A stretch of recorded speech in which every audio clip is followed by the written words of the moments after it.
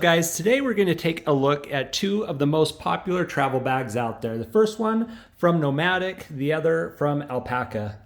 When I was looking for travel packs, these are the two that always came up and interested me the most, so I thought a comparison would be perfect for others out there. Of course, I'll leave links to both of these down below. So the Alpaka is a 35 liter. The Nomatic comes as a 20 liter, but it has an expandable back up to 30 liter. They also make it in a 14 liter. The Alpaka isn't expandable, but it does have these little hook and loops on the side to compress the pack a little bit. Both bags have a side carrying handle and a top carrying handle as well. But the Nomatic has carrying handles on both sides where the Alpaka doesn't. Being that these are both travel bags, they both have luggage loops on the back. This is a pass-through behind. And they both have adjustable chest straps here that can be slid up and down on these different tracks. The Alpaka does come with a waist strap that is removable, just Velcros on in the back here, and connects here with some D-ring closures. The Nomatic bag does not have that waist strap. The Alpaka also has load lifters up here on the top of the shoulders, whereas the Nomatic does not. Down at the bottom of the bag, the Alpaka has these additional carry straps that can be hooked on here or tucked away if you're not using those. The Nomatic does not have any straps on the bottom. So from a carrying and strap point of view, I would say the Alpaka's based more towards someone that might be carrying heavier loads with the waist strap, or might want to carry a yoga mat or sleeping pad down here on the bottom. It's just a little bit more versatile as a travel pack versus a more professional Nomatic that might cater towards someone who's just using it in an office. And this is also apparent by just the padding on these straps. It's much thinner on the Nomatic than it is on the Alpaka. Also leading to the more professional look, with the Nomatic, you can tuck these backpack straps underneath here. Just makes it look more like a briefcase if you're carrying it around by the side handle. Whereas with the Alpaka, you really have to kind of bundle everything up here underneath. You can take off that waist strap so it's a little less bulky, but those straps are going to be sitting on the outside. Moving around the pockets on both of these packs, you've got a hidden one here that's nice and secure. It's going to be pressed up against your back. Great place to hold anything valuable. Just going to be a lot harder for someone to try to pickpocket here. You don't have anything like that on the Alpaka, but you do have these waist strap pockets that keep those items up in front of you. On the side here of the Nomatic, you have this magnetic pocket. It has a magnet on the inside, so when it flaps down, it just latches closed. And that's pretty tight. You can't get a very large water bottle in there. The side pocket on the Alpaka is definitely bigger, and it has a little bit of a stretch up here at the top. Definitely easier to get water bottles or something like a tripod in here. You also have this webbing with the G-ring closer up here at the top that you don't get on the Nomatic. Looking at the other side, you have the same magnetic closure on the Nomatic. And over on the Alpaka, on the other side, you have this large zipper pocket. The zipper pocket actually has another zipper pocket on the inside of it. There's not a lot you can cram in here, but it is nice to know if you have that open that you've got some extra security with that zipper pocket. Then just a couple of slide-in pockets here. And I do like that bright color on the inside of the pockets.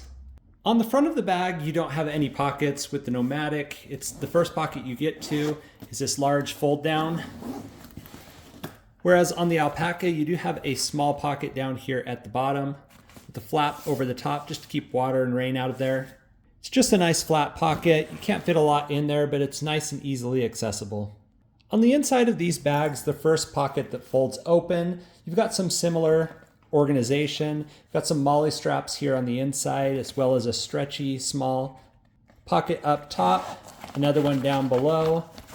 It's also got a little strap inside there. And these work with some of the ecosystem from Alpaka with their accessories you can purchase. This pocket does go down all the way to the end, so you can fit larger flat items in there, and then just a couple of filled note pockets, another zipper pocket here. Moving over to the Nomatic, you have an RFID safe pocket up top there. Another flat zipper pocket underneath. And this also reaches all the way down to the bottom. You've got a flat pocket down here in the bottom as well as these mesh 4 pockets. There is a little hidden pen pocket here on the side, as well as a couple more pen pockets here. The Nomatic has a pocket on top that's soft fleece lined, great for sunglasses, going in up there, or putting your phone. Something that the Alpaka doesn't have, but it does have that lower pocket. Opening up the inside of these packs, you can see they're laid out fairly similar with 2 large mesh zipper pockets. There is a cable pass-through on the Nomatic. And on the inside of the Nomatic, you get these 4 pockets. They're all just stretch. You get some similar pockets on the Alpaka, although they are zipper and not as expandable. Going on into the inside, you've got some more MOLLE straps on the inside. And this is where you get the most of the volume of this pack for packing it out with packing cubes, clothing, those things that you would take with you traveling. The Nomatic takes a little different approach, and they've got this back panel that zips open, kind of like a built-in packing cube. There isn't a lot of depth underneath this that you can really fill it up with, but it is nice to just keep a few things separate. And you've also got this elastic pouch in the back here, if you wanted to throw your dirty clothes or something in there. Moving on to the laptop carrying system, you get padded sleeves on both of these. The Nomatic's a little bit easier to get to because it opens completely like a clamshell, whereas the zipper only runs about halfway down on the Alpaka. But you've got enough room here for a tablet, notepad, or laptop, as well as another sleeve up here.